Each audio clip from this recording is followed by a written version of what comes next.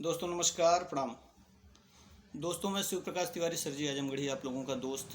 और जैसा कि आप सभी जानते हैं कि सोशल मीडिया के माध्यम से मैं बीच बीच में आप लोगों के समक्ष प्रस्तुत रहता हूं और बहुत सारे सामाजिक मुद्दे पर आप लोगों का ध्यान आकर्षित करता हूं, चाहे जो भी मुद्दे रहते हैं। और मेरे जो विचार होते हैं मैं आप लोगों के बीच में प्रेषित करता हूं और आप लोगों का स्नेह प्रेम आशीर्वाद मिलता है और उसी के भरोसे ये सारी चीज़ें मैं कह पाता हूं। तो वर्तमान में मैं एक ऐसे विषय को लेकर आया हूं जिस पर आप लोगों का ध्यान आकर्षित करना चाहूँगा। ये मुद्दा महंगाई का है और महंगाई के मुद्दे पर विपक्ष और सत्ता पक्ष की क्या भूमिका होनी चाहिए या वर्तमान में क्या भूमिका है, इस पर मैं थोड़ा सा प्रकाश डालना चाहूँगा। जैसा कि आप सभी जानते हैं कि हमारे यहाँ जून के फर्स्ट वीक से ही बारिश हो रही थी और लगभग 3 महीने कंटिन्यू बारिश होने की वजह से बहुत सारी फसलें हमारी नुकसान हो गई हैं। बहुत सारा किसानों को बहुत सारा नुकसान हो चुका है और सरकार के द्वारा कुछ भरपाई करने का प्रयास भी किया जा रहा है। लेकिन मैं सिर्फ ये जानना चाहता हूँ कि मिडिल क्लास को प्रभावित करने वाले जो मुद्दे हैं, जैसे सब्जियों के मामले में बहुत सारी हरी सब्जियाँ थी, मान लीजिए बारिश का पानी लगने की वजह से वो सब्जियाँ और वो नष्ट हो गई हैं, उनका उत्पादन नहीं हो पा रहा, उनका रेट बढ़ना स्वाभाविक सी बात है। लेकिन मेरा सीधा सा सवाल है आलू और प्याज के मुद्दे पर। ये सारी चीज़ें तो हमारे पास पहले से ही भंडारण में होती हैं। अब ये सारी चीज़ें अगर हमारे पास पहले से भंडारण में है तो इनका रेट क्यों बढ़ रहा है? इनके रेट के बढ़ने की वजह से जितने सारे लोग मिडिल क्लास, थर्ड क्लास जीवन यापन करने वाले जितने सारे हमारे भाई हैं, मित्र हैं, बंधु हैं, वो चाहे किसी भी पार्टी को हो, किसी भी जाति के हैं, उन्होंने इन सारी चीज़ें उनको प्रभावित कर रहे हैं। उस पर किसी भी रूलिंग पार्टी का तो ध्यान जा ही नहीं रहा है। अपोजिशन वालों का के लिए भी चर्चा का विषय नहीं या फिर किसी प्रकार का मुद्दा नहीं बन रहा। ऐसा क्यों हो रहा है? आपको ऐसे ही मुद्दे समाज में उठाने क्या जिससे कि वोट बैलेंस हो पाए। अगर आप वोट बैलेंस करने के लिए अपोजिशन या रूलिंग पार्टी के सिस्टम से काम कर रहे हैं तो ऐसा नहीं है। मिडिल क्लास या थर्ड क्लास के जीवन यापन को प्रभावित करने वाले जितने सारे मुद्दे हैं उस पर आपका ध्यान नहीं हो रहा है।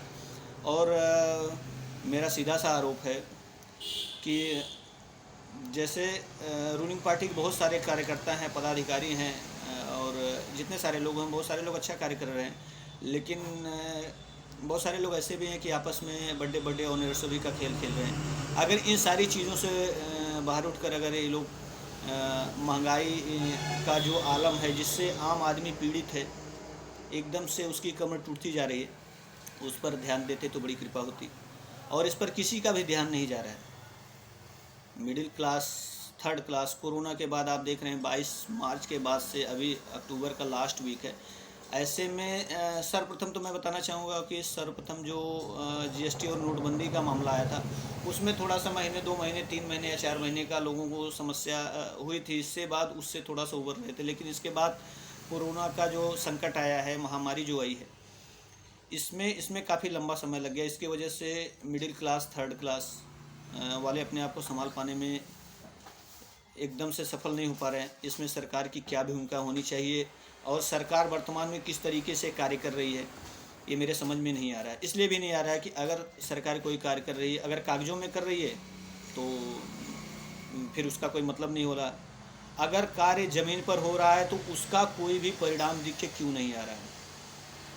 मेरा सीधा सा आरोप है, I have no doubt about it. मैं सीधा से मेरा आरोप है कि इस तरीके से कार्य करने के बाद सत्ता पक्ष से आपको हाथ धोना ही पड़ेगा। उसमें मुझे कोई शंका नहीं है, कोई शक नहीं है, कोई इसमें मुझे कुछ नहीं कहना है।